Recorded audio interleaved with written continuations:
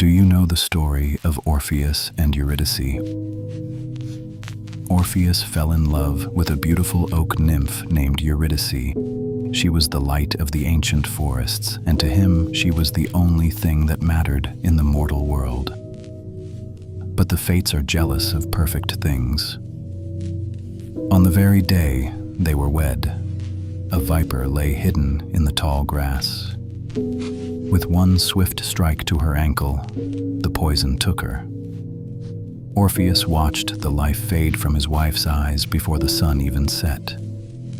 Grief shattered him, but it also drove him to do the impossible. He traveled to the edge of the earth and descended into the abyss of the underworld. Armed with nothing but his voice, he sang a song of such profound sorrow that the damned ceased their weeping, and the cold stone of hell seemed to soften. Even the king of the dead was moved to pity and offered him a deal. He could take Eurydice back to the land of the living under one condition. What was it? A test of absolute faith.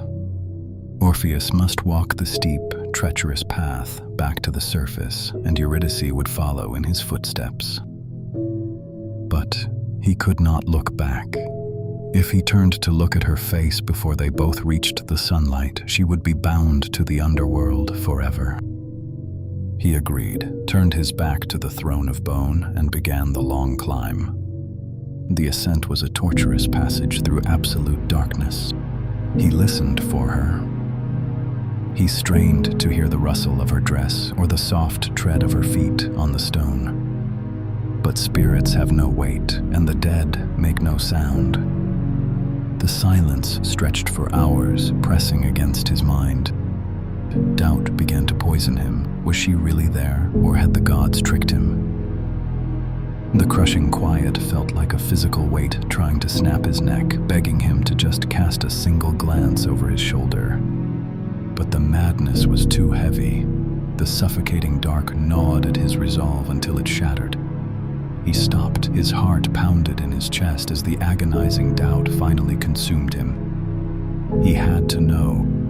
The urge to look was a poison he could no longer fight. He turned around. She was there. She was right there, just a few paces behind him in the gloom. For a single, agonizing heartbeat, their eyes met. She looked at him with a sudden, profound tragedy. The horrific realization hit them both at the exact same time. The rule was broken. She was bound to the underworld forever. And then, an ancient, unseen force violently pulled her backward into the abyss. There was no scream.